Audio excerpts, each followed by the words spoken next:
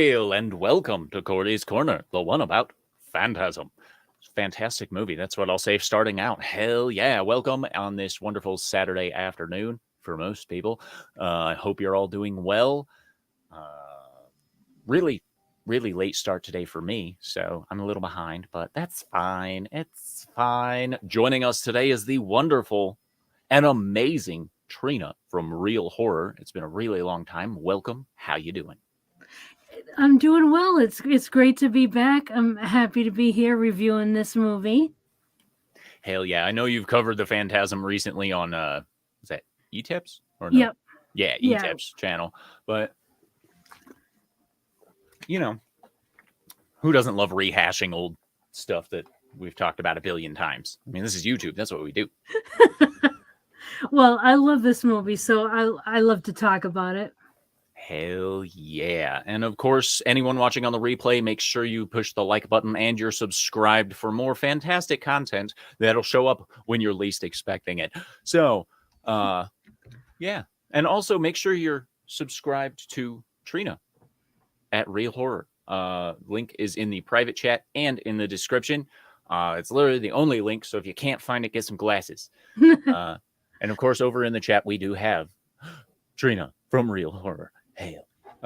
Yeah. So this movie, Phantasm, was one of the first movies that actually got me on a visceral level outside of It. But granted, I saw It when I was 7, so if it didn't hit me at a visceral level, I would have been just a sociopath. But that's a different story entirely. This movie, like, honestly got me really hooked on like the suspense thriller horror stuff. Yeah. It was really good at it. The tall man, I can't remember his name, the actor that Angus Scrimm. Angus, yes.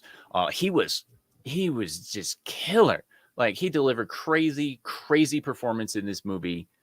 And like, I think he became an almost instant icon bad guy in my mind. Yeah.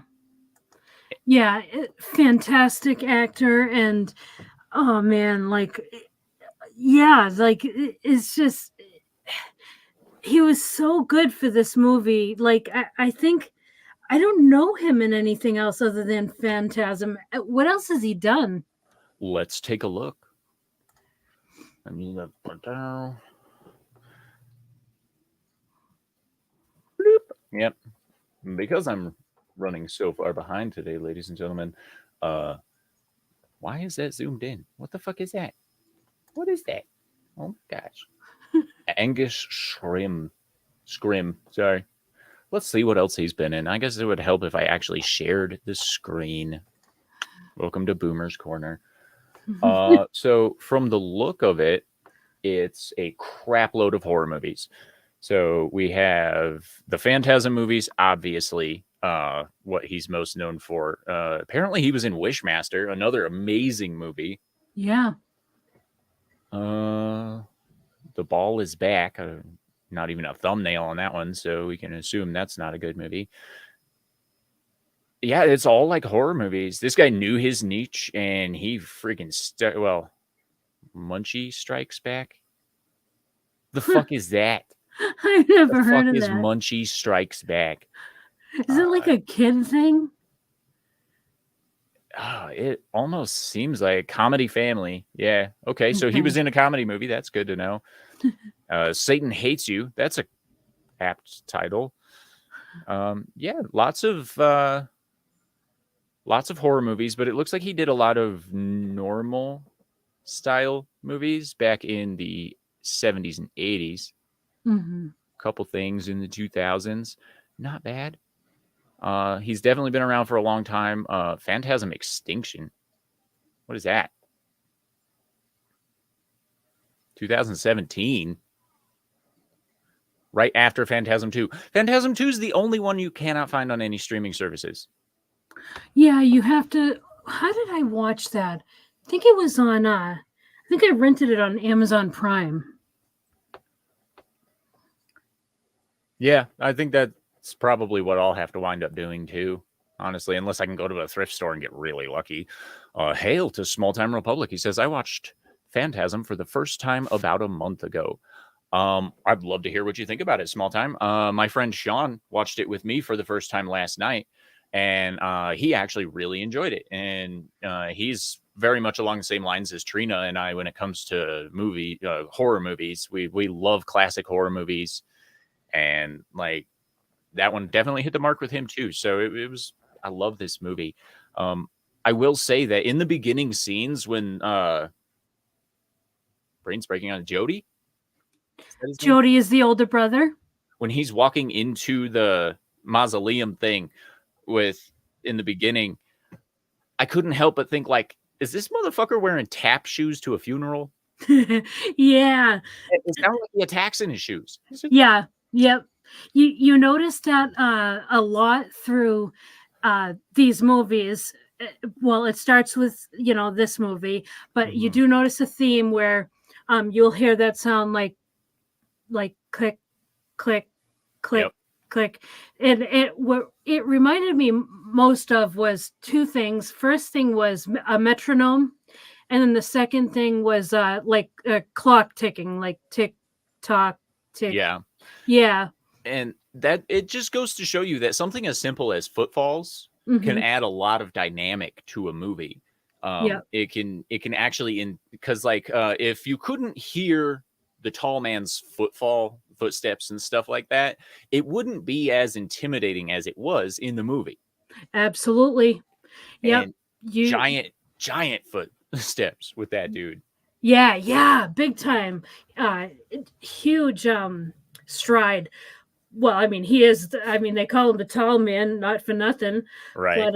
But yeah, this movie really does rely heavily. Well, I say the franchise relies heavily on sound as far as atmosphere, and it really plays a big part in it.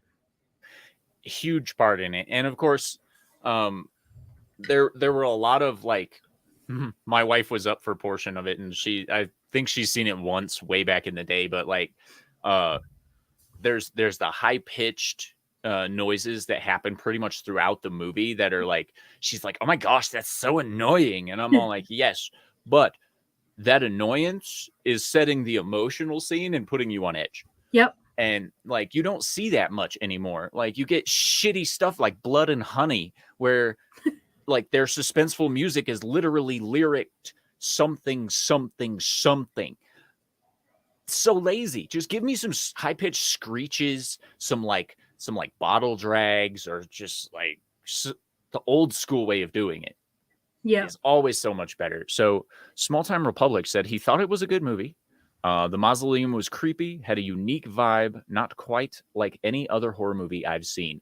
And that's the truth of Phantasm. Like there is no other horror movie like Phantasm. The series is unique in itself. Yep, absolutely. I think it's probably maybe the first. I hate to use a term, but it is apt for this elevated horror movie. Mm-hmm. And it dates back to 1979, but it's elevated horror done so right. It's not like this kind of snobby horror that they try to make now. You know what I'm saying? Mm-hmm. This was like, it was so artful, and there was so much like effort put into the storyline, the setting, the atmosphere. I mean, there's so much that went into this, and it was a very low budget movie to begin with, but they did so much with it. They did. And there's no other franchise you'll find that has evil Jawas in it. Yeah. Okay. I know they're just squished midgets, but evil Jawas, like even the first time I saw the movie, I was like, is that a fucking Jawa? Yeah, that's what's going on same. Right now? Same. And like after watching Phantasm and then watching Star Wars again, you're all like, those Jawas are up to some shit. Like, what the hell are they gonna do? Watch out, Luke. The gravity's really high where they're from. Don't go there. And one of my favorite scenes with the tall man is when he's actually standing next to Reggie's ice cream truck. Mm-hmm. And at first you think he's staring at the little kid, but like then you realize he's enjoying the cold, and you're like, what the hell is that about? Yeah. You know, and you're just like, what? And it's simultaneously like hella creepy, but it engages you to want to know what the hell is up with the tall man. Yeah. Just that scene alone is like, okay, what is with this guy? It's Yeah. like he really likes that. He's like, oh my gosh, that cold, you know. And it's crazy how much he's into it. Small Time Republic says it was psychological without being pretentious. Indeed, and like the chick at the beginning and that tries to get Jodie later on, Yeah. like her face fucked with me. Every time I watch this movie, her face fucks with me. So I'm Yeah. like, she's kind of ugly, but Yeah. not in context of the time frame. It it's such a good cast because you remember how like her face, she shifts from being the woman to being the tall The man. tall man, yeah. Oh my god, and it's so well done because it's so believable. It is.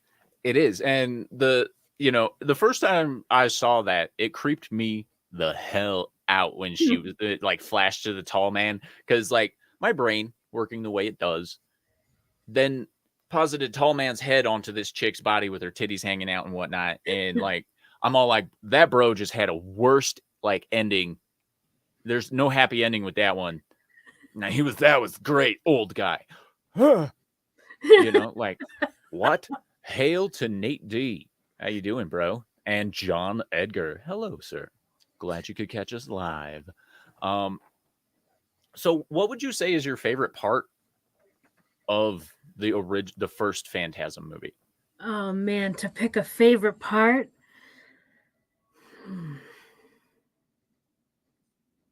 That's a tough one. That really is a tough one.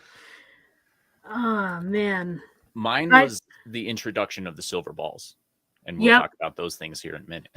Yeah, well, I think I was actually going to say when anytime they were in the mausoleum that I really loved those parts. Cuz it relied on mostly on atmosphere and just yeah, it was just there's just so much to it, and but they seemed like simple scenes, but they weren't. They were so there was so much to the story in them. Mm-hmm. So I think I like that part the most. Hell yeah. That mausoleum was really well done. I don't know if that was an actual place or not, but that is like, if it is an actual place, like me and Culture need to go talk to them about filming another horror movie because that's an iconic set. Like Yeah. that is insane.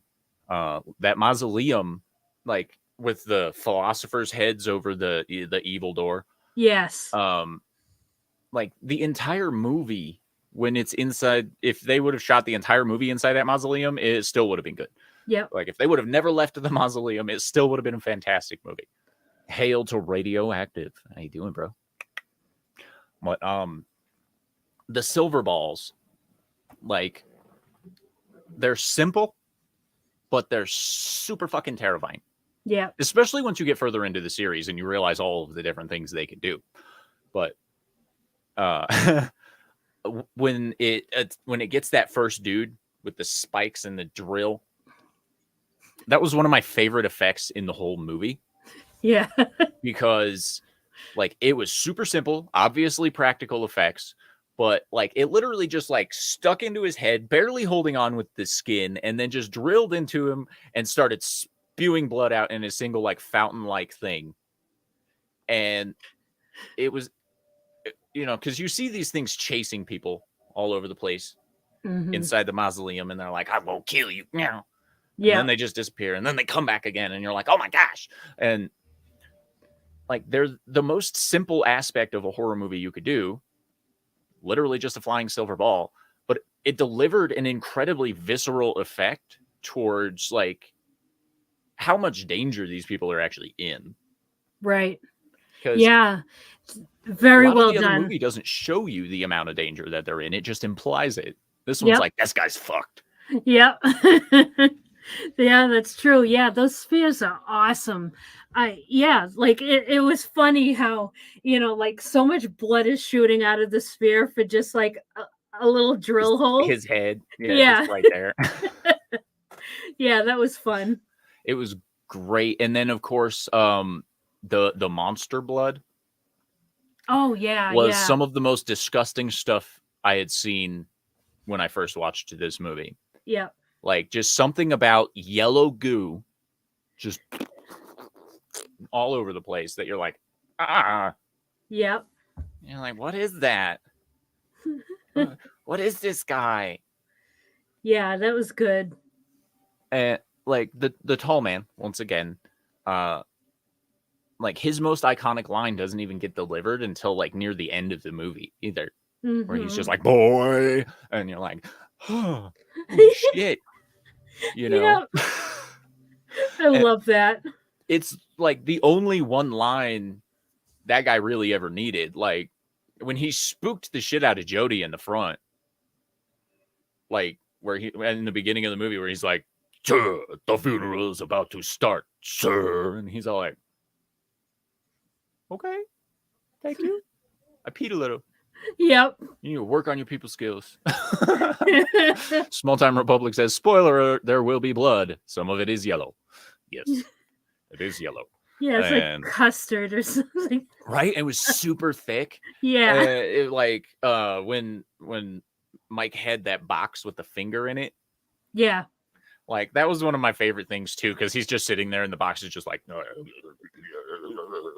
and it's like, oh man, Yeah, like yeah. That leading was up to it, you're awesome. like, Jody's totally gonna think he's a psycho. He's Yeah. not gonna believe him in any way or whatever. And then you see the box, it's just like, and you're like, holy crap, that thing's still alive. And it's I just a know. finger. Well, thank God that at that point, at least Jody believed him then, because like if he didn't believe him at that point, I would be like, all right, come on. Right? The scene where they're sitting on the porch and he's looking in the box and he's just like, click, I believe you. I know. That would be like a Scully moment. 100%. And that guy was actually a surprisingly good singer. I don't know Yeah. much about him as an actor or as what he did in real life or whatever, but like he was actually really good at singing too. Yep. I was in his car. Oh my gosh. Oh yeah. That was beautiful. Even last night, watching it for like the 4 millionth time, like when I saw that car come whipping around the corner, driving like an asshole and stuff, I'm like, dude, that guy's a piece of shit. Why is he driving like that? And it's a 12-year-old kid gets out the driver's side. And you're like, that makes a lot more sense. Yep. Okay. Okay. And then the kid just gets out and he's like, yeah, it's these headers over here. Let me just pull this random wrench out of my back pocket. And you're like, wow. I know. I love that. I absolutely love that. Like back in the 70s with the 60s and 70s with the muscle cars, and like they were made so that you could work on them yourself, and Yeah. like people loved doing that. Like I love that. I Hell love yeah. how they worked it in. And they sold the time frame really well too. Yeah. Because Yes. I mean, I know it was made in the 70s, so they were able to sell the 70s a lot easier. But like when you see a lot of repos on the 70s, and you see people just reproducing all this bullshit from the 70s, you can't nail it correctly because they don't have the attitude that people did in the 70s. Right. Like you can train an actor to kind of not care, I guess you could say, but you can't get 70s level not caring. Right. Unless it's natural. Like everybody in the bar, like when Jody goes into the bar and picks up the creepy chick, he just walks in. He walks over and he's like, hi. And she's like, let's fuck. And like, that's how things were apparently in the 70s, Yep. All right. And like Mike just going around doing literally whatever the hell he wants. Nobody giving a shit. Like riding his motorcycle in the cemetery and, whatever. Nobody cares. Yeah. Like that was the 70s and early 80s, honestly. Small Time Republic says my granddad would work on cars to an extent until they started making them more complicated. Yeah. Computers fuck things up in the automotive world. Not gonna lie there. Yeah. But even the ice cream truck was cool. Yeah, it was. Like you don't expect an ice cream truck to really like catch your attention or whatever, but when you got Reggie driving that ice cream truck, you're like, I kind of want that ice cream truck. I know. Reggie is such an awesome character too. He is. And ladies and gentlemen, just to let you know, there will be a lot of spoilers. I should have said this at the beginning because I'm going to talk about every aspect of this fucking movie. Like Reggie, like I like how they used him as a buffer character a few times where like the girls in the movie that got caught or whatever, you just assume they're dead. Right. Right. Because most of the time in those movies, they give you this long, complicated rescue story about saving the girls. And I liked it because Reggie was just like, yeah, I got the girls out. Don't worry about it. Yeah. Like I snuck them out a window somewhere. That's how you do a low budget movie. Like it's perfect. And it works. Yep. It works because you don't need the whole like I'm saving the girls storyline. That would have added another like 45 minutes to the movie, and it was unnecessary. Like it hit at an hour and a half. Perfect. 90 minutes. Yes. That's like so good. Yep. But like Reggie, like you never think that a character, an actor who looks like that with like no hair on top of his head, but it's long over here and he got a ponytail rocking in the back. You're like, you never think that guy's going to be a cool character. I know. You're like, this guy is going to be a tool. He's going to die like 5 minutes into the movie or whatever. No. Like, I like the fact that they linchpinned Reggie into the show or into the series. You know, like, we'll talk about the end in a little while. I don't want to rush there, but oh my gosh, the way they ended broke my brain the first few times. It was like, yeah. what? But one of the other things that I liked about this movie is they hinted at things in future movies that weren't even guaranteed at the time. You know, they were like, we're going to hint at things that's not going to show up till 3. And then we'll cover some stuff in 2. But like, we're going to hint at like, this is going to happen in 5, you know, like they were just like, hey, check this out. And like, I do like the fact that they stored the midgets in those like 55-gallon plastic barrels. Yes. Like toxic waste barrels with a window on it. Yes, that was awesome. And they're just stacked up hella high, you know. Yeah. Yeah, that reveal was pretty cool. Hell yeah. One of the things that really sold the tall man as a bad guy was when he was loading Tommy's coffin into the hearse by him damn self. Yep. You know, it's a $500 or 500-pound coffin, and he's just all like, get in there. Yep. I'm gonna put you in my squisher and make you a midget. Yeah, and they emphasized that because you had Michael looking on, and he's like, WTF? Like he actually mouthed the words. Yeah. Yeah, it was great. Excuse me. But so one of the things that really caught me about this movie was not only the simplicity, and you can tell that it's a low budget movie, but a low budget movie back in the 70s was typically like 60% of the time it's going to be garbage. Right. Because they would skimp on like the effects more than anything. And while everyone delivered a great performance in this movie, you can tell they actually they cut a little bit more budget out of like the actor stuff and put it more towards the effects. And you can tell that because these guys weren't necessarily huge names in 79. Like, several of them, I'm pretty sure this was their first movie. Probably that kid that played Mike might be his first movie. He might have had 1 or 2 before this, but like you can tell that they didn't really shoot for like big name actors because they could have tried for, you know, my brain's breaking. Christopher Lee. Yeah, Lee. Yep. I wanted to say Lambert for some reason, but I'm like, that's not right. But they could have sprung for him and given him some stilts or some shit and like not been able to put the yellow custard. Yeah. But I'm glad that they were actually able to hire a good production crew for this. Yeah. Yeah, absolutely. Yeah, they did amazing. Like they made some awesome decisions with the budget that they had. I mean, I can't think of a better use of a low budget than this, honestly. For real. And like some higher budget horror films from around that time period, like what was it, Life Force, with the vampires from space movie. Like they had a much bigger budget, but in my Mhm. opinion it was not as good as Phantasm. Yep. Yeah, it just really goes to show you that the amount of money that you start with does not guarantee the quality of outcome. Legit. And like a lot of people will say in Hollywood especially that you get what you pay for, but it's like that's not true. Some of the Yeah. higher budget assholes will give you some of the worst shit ever. Look at any modern Disney CG Yep. and you'll know what I'm talking about. Small Time Republic says kudos to Comics Division for his small part in the film. Indeed, he was great as that midget flying. Oh no, he was the one attacking people in the car. That's right. Yeah, like hail to that '70s rock fan. Great to see you, sir.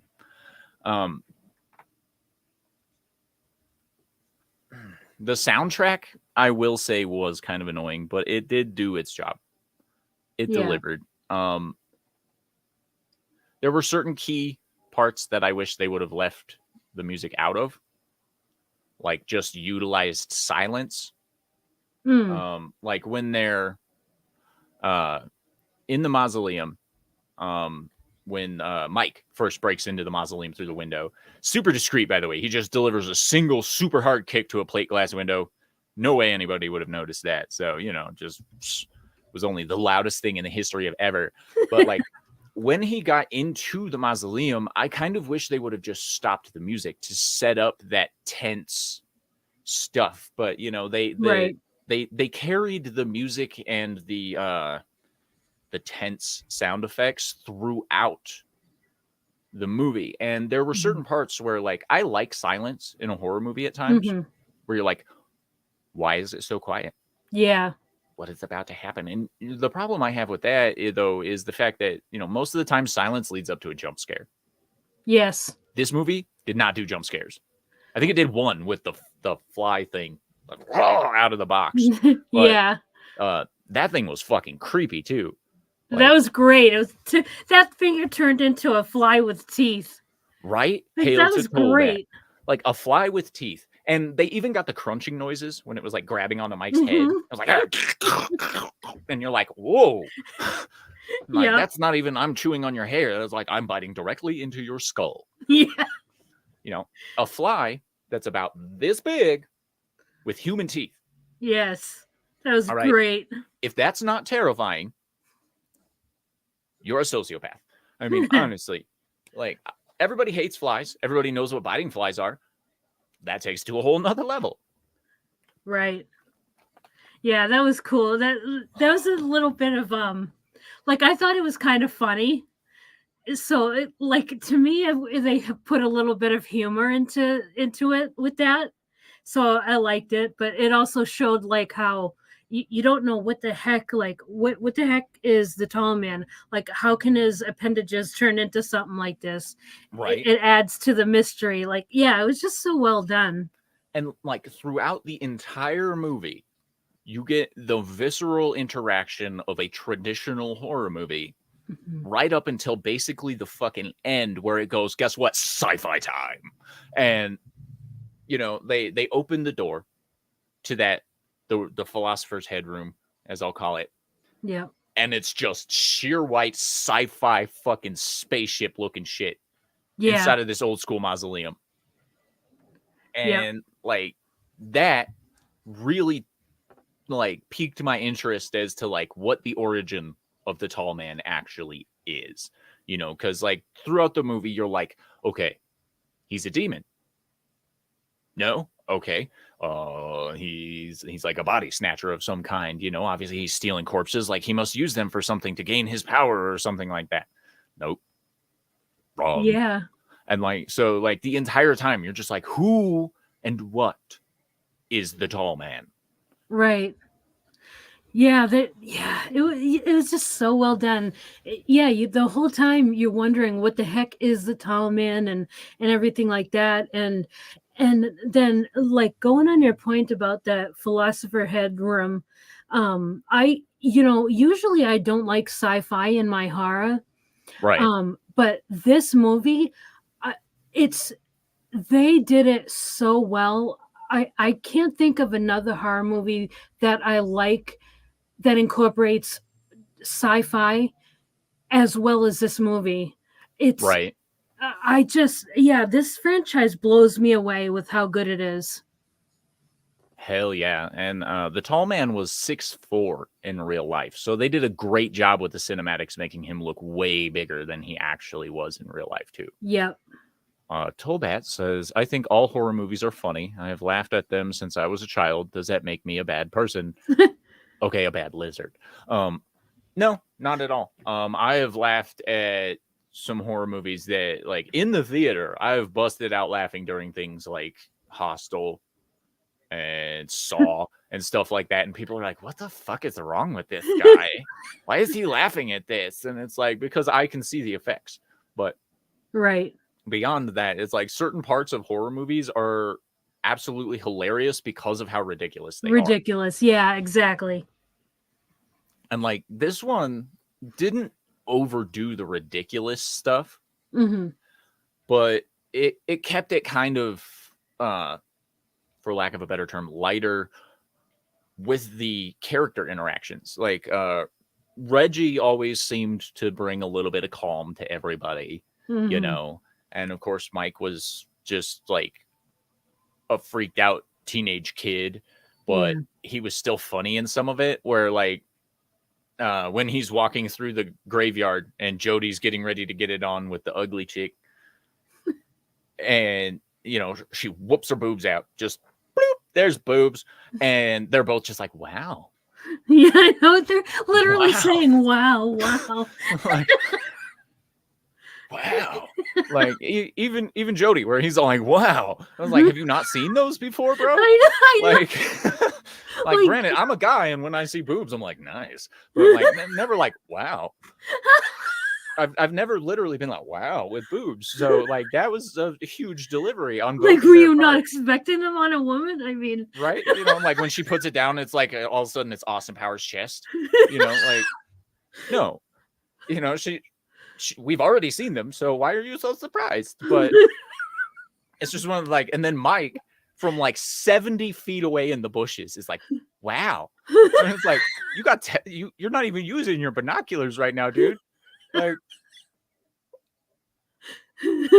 that kid's got really good eyesight, bro. Like, what? Like that was probably the best comedic scene in the whole movie for me, was them just like, wow, boobs. Yeah, I agree. Oh my gosh. Oh man, that's hilarious. My whole life has been worth it up to this point now. Oh my gosh. And like I remembered that those two scenes were in the movie, so the entire time I'm watching that movie last night, I'm like, please don't let my son get out of bed. Oh no. Like during this part, don't let him get up, because it's literally just like I have a 70-inch TV, so it was just 70 inches of boobs. Yep. And it was like, please don't let my son get up right now. I tell him not to watch this kind of stuff all the time, and then he's gonna be like, you hypocrite. Better he's gonna walk out and be like, wow.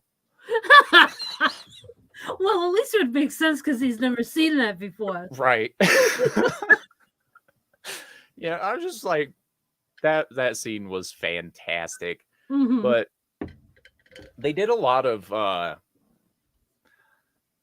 how to put this, like paraphrasing plot as well. As we talked about earlier with Reggie saving the girls. He's like, I saved them. They're out. Don't worry about it. It's cool. Yeah.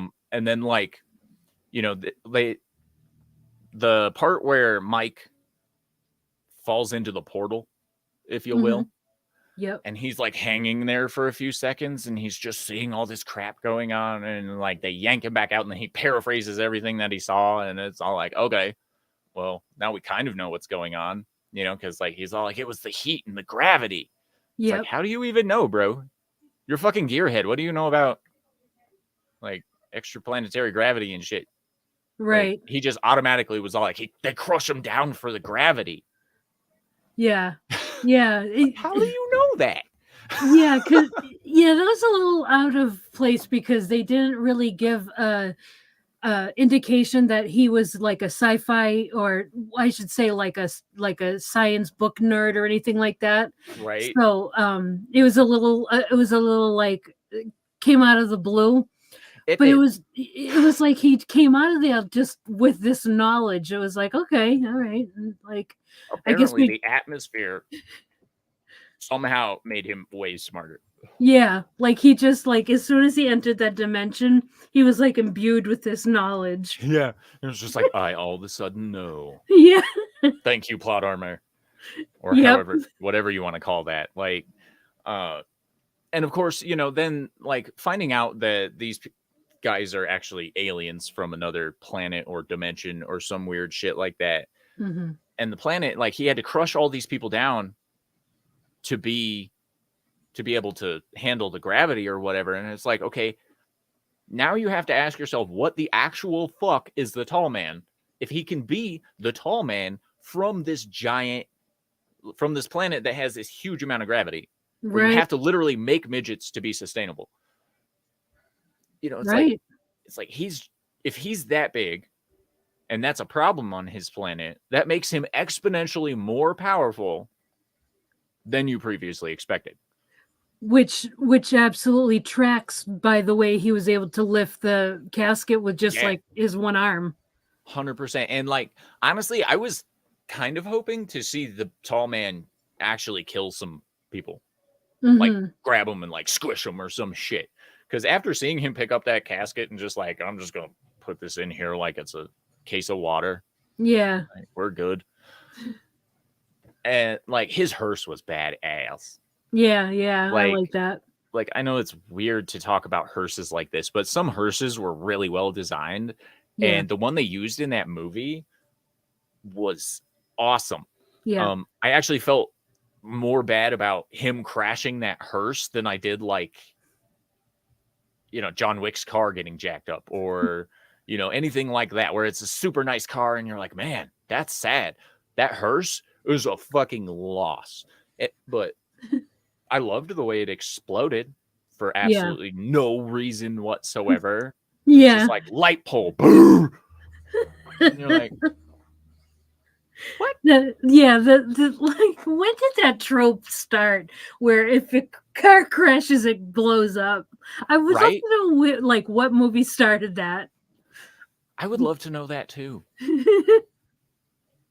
And that's going to spur another Google search. When did cars exploding in movies first become a thing?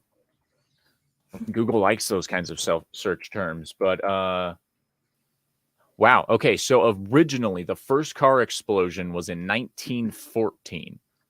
The Great Adventures of Slipshod and Angus. Oh, okay. Never heard of that. That's not the actual title of the movie. Okay, well, thank you for that, I guess. But since then it's become so routine that they use them like all the time. But apparently the first car exploding on screen was 1914. I don't know when it became a common trope that like, you know, you could kick the tires and the car would explode Yeah. practically. Like maybe they just carried around a lot of high explosives back in the 70s, who knows, but that trope in particular, like I've almost become sad that it doesn't happen now. I know. You know, like they're shooting up a car and like it gets away and it drives off and it's like totally fine. And it's like, why didn't it explode? I know. What? It's supposed to explode when that happens. Why? Like, just it's simple. You pack some explosives in it, they shoot the gas tank, it explodes. Yep. Like, thank you, Mythbusters, for ruining my entire cinematic experience by showing everyone that doesn't happen. I mean, come on. You know, back in the day, it was fun to think that all of these guys used tracer rounds, so they're just lighting the gas tank up. But like that hearse was sick. It was like sleek white, like just a sleek white hearse with. Like, I want that car. Yeah. Yeah, it was classy. Like all of the cars in that movie were great, but that's because Yeah. I absolutely love cars from the 60s and 70s. Yeah. So okay, so Small Town Republic says so the first movie with a car explosion had Angus in the title. The tall man's actor name is Angus. Coincidence? I think not. Hmm. Uh, that would be cool if that was a throwback to the 1914, but I doubt it. The overall cast in this movie was good. The two characters that really got me like kind of chuckling was the psychics. Yeah. You know, the old lady and the do not fear the mystery box. Yeah, The old like lady reminded me of Ozzy. a little bit. She totally did, and like she just sits there stoic the whole fucking time. And her granddaughter or whatever is sitting there just giving out this prediction or whatever you want to call it, psychic reading. And like put your hand in the box. That actually was a fairly common movie trope, if you will, with the mystery box, where it's like put your hand in the box. What's in it? Who knows? Put your hand in there. Because what was the first movie I saw the box thing was, what was that, Dune? No, that Yes, was it was in Dune. Was it in? Yeah, so Yep. it was Dune that I originally saw that. So when I first saw it in Phantasm, I was kind of like, what? But they did Yeah. really well, in my opinion, because it's hard to sell an empty box. It's dangerous. Right. But that's actually a psychological test, as I learned through college, that you can use in fear elimination, phobia elimination, and stuff. Mhm. You literally take an empty box that no one can see into. It has a hole big enough for your hand, and you tell them that their worst fear is inside that box. Like if they're afraid of spiders, you're like, this box has a spider in it. You need to put your hand in the box. It's a tense situation, Yeah. but it actually is highly effective in elimination of phobias. Like there's a snake in this box, put your hand in it. And they're like, I don't want to do that. I'm going to hyperventilate. But they put their hand in the box and they realize there's nothing in there. And then it translates to their brain that there's nothing to be afraid of. Mhm. This, of course, was not true in Phantasm. Put your hand in the box. Oh, don't fear. Okay, I pulled it out. I'm fine. Later on, you better be fucking scared, bro. Like, Right. like when Mike's all like, don't fear, don't fear. I'm like, fucking run, bro. Don't just stand there. Just run. Yeah. Yeah, Joe, like you're on your own, bro. we sense fear for a reason. Like Yeah, like it's there to tell you that you shouldn't be here. yeah. That the tall man's gonna kill you. Small Time Republic says the old lady fortune teller was disturbing. One scene and done. Yes. Yeah. I do love how they both laughed at him after he left. I know. Like why did they do that? Why did they laugh at him? That made me think like, okay, because they made $20 off of him and that was that. Yeah, but if we know it wasn't a scam because like they made the box disappear. Yeah, it was just like, ooh, and he's like, how'd you do that? Yeah. And he puts the money on the box and it's like, yeah. Even the money disappears. Yeah, it's weird. And then they laugh at him and I'm like, what the heck are they laughing about? Right? We made $20 off this sucker. He's everything's fine. It's like if you were a psychic, you'd know the tall man's gonna kill you. And then the granddaughter goes and investigates and right. That was she's all like, oh well, I'll just go check it out. Like, let's see what's behind door number 1. Mm-hmm. And it's like, okay. She just disappears and like, was she one of the ones that was ever saved? I don't think she was one of the ones that was saved, was she? She wasn't the one that went in with her friend, was it? It was the other chicks. She disappears. Yeah. And Of course, the whole setup for the movie is like these guys' parents just died like a couple of years beforehand or something like that. So Mike is still recovering from that. And then the scene where they find the father's coffin empty. Like, Yeah, that was nuts. yeah. And they're like, Jody couldn't look, and yeah, then he's got to Michael be in there. comes. Yeah, and then Michael comes and he looks and is he screams. Yeah. And that's like the perfect reaction, too, because he's just like, oh my God, my dead dad is one of those midgets now. Yep. Like, I would be freaked the fuck out. Yeah, that was Like, a heavy scene.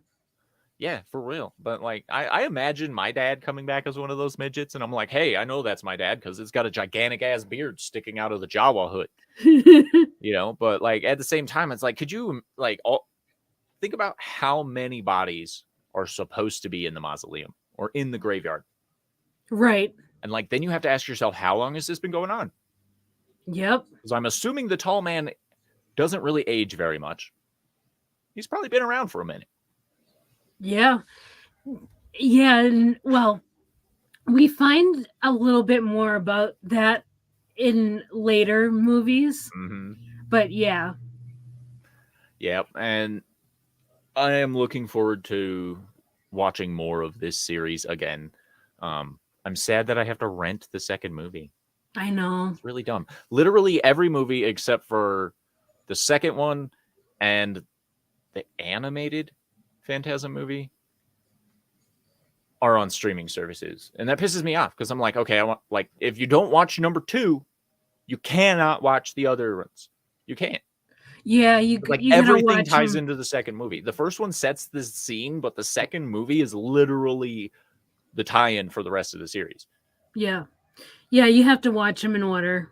Yeah, and in my opinion, like while I loved Phantasm 1, the second one was like exponentially better. They got more into detail not only on like the tall man and stuff like that, but like older Mike being a mental patient, everybody thinking he's crazy and all this other stuff. Like it really sells the storyline more so than like the first movie hooks you, Yeah. but like the second one really elevates it.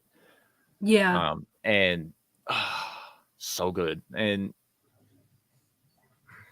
I'm hesitant about because I haven't seen the fifth one that came out in like 2016, and I'm hesitant about watching that one because it's modern day. But Yeah, it's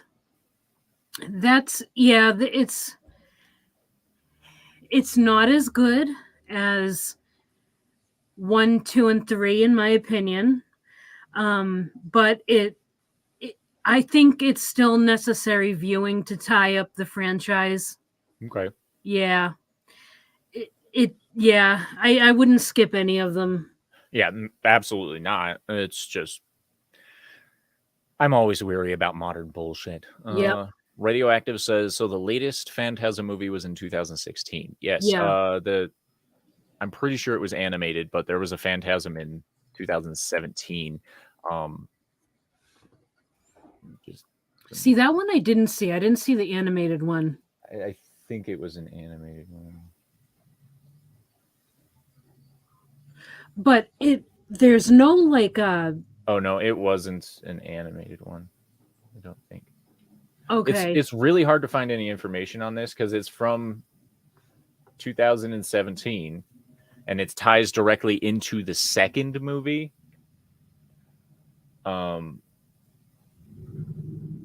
But the thing that yeah, it's gotta be an anime. The fuck? Because if you even look at the thumbnail for this movie, it's got to be an animated movie, right? Yeah, Because that's what it looks like. Angus, the guy that played the tall man, died in 2016, shortly either before or right after the release of Phantasm 5. Yep. And go away. Oh my gosh. Fuck. But yeah, I'm trying to because if you look at all the photos, it's all just like That's an advertisement. It doesn't show you anything to do with the movie. So I don't know. But Yeah, I don't know.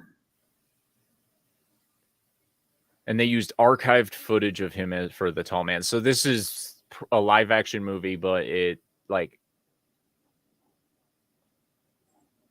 I need to find out more about this. Yeah, I'll definitely have to look into it as well.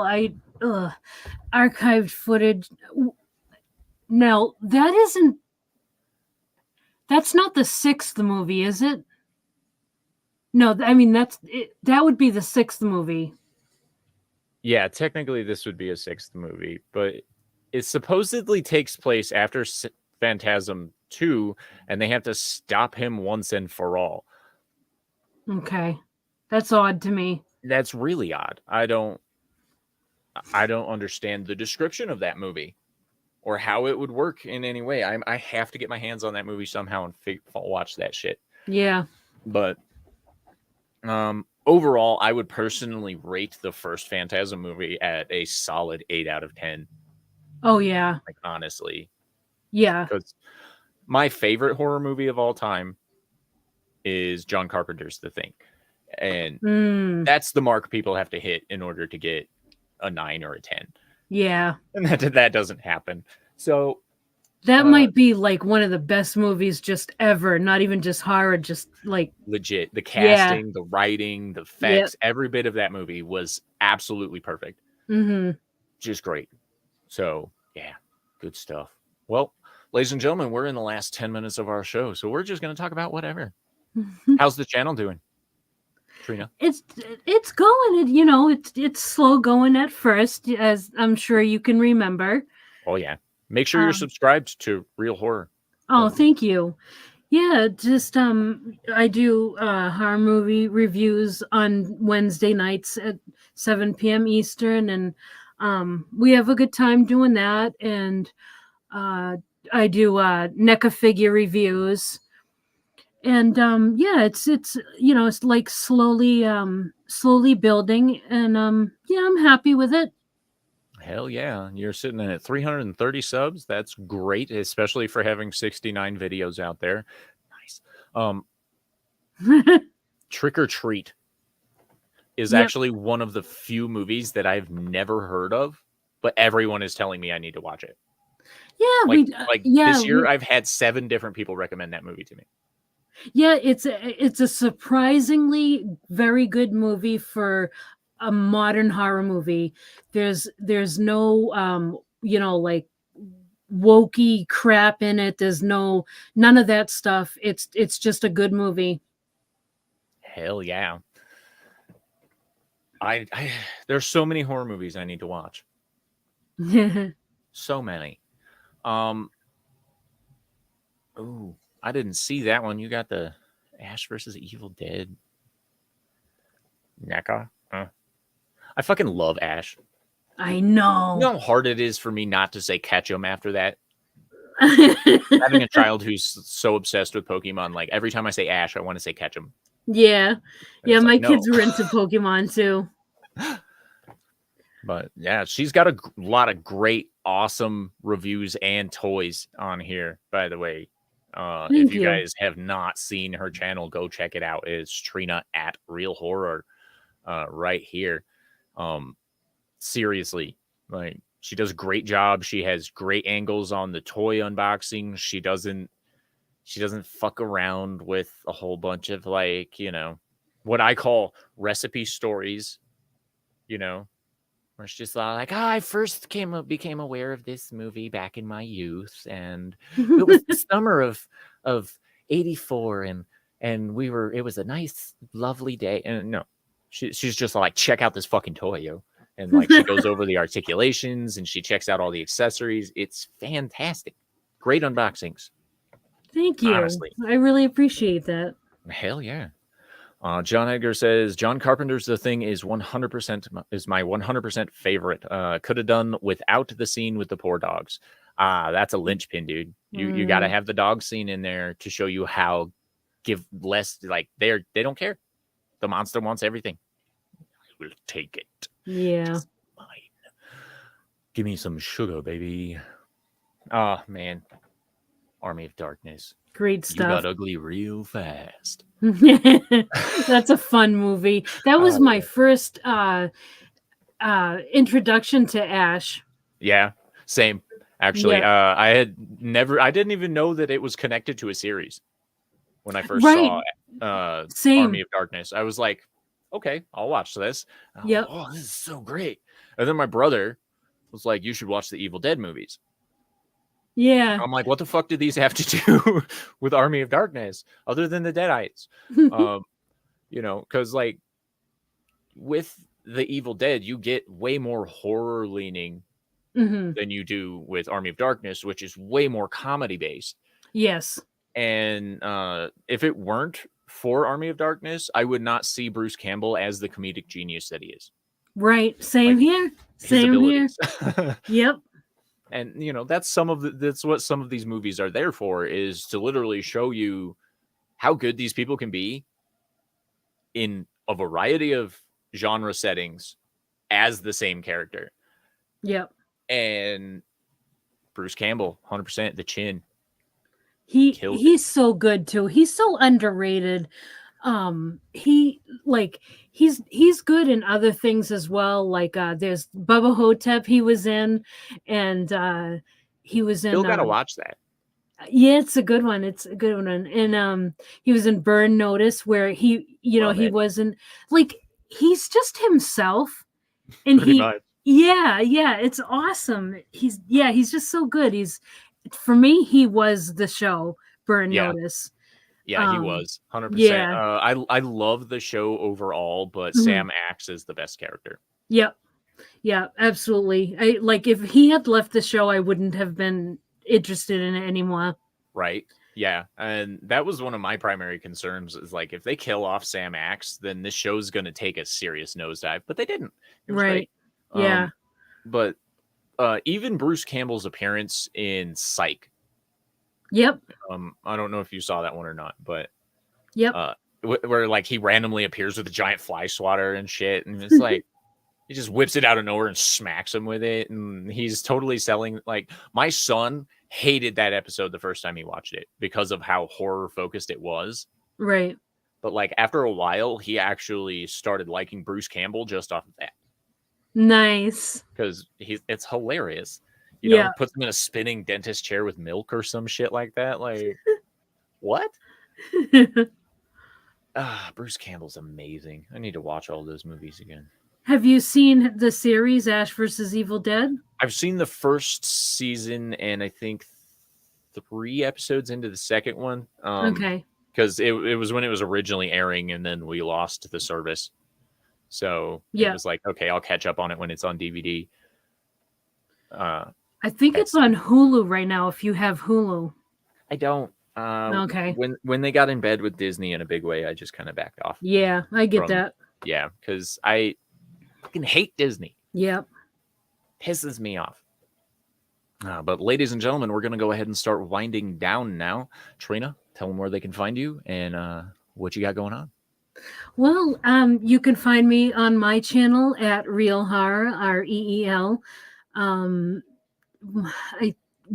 do horror movie reviews every Wednesday at 7 p.m. Eastern, so you can find me there.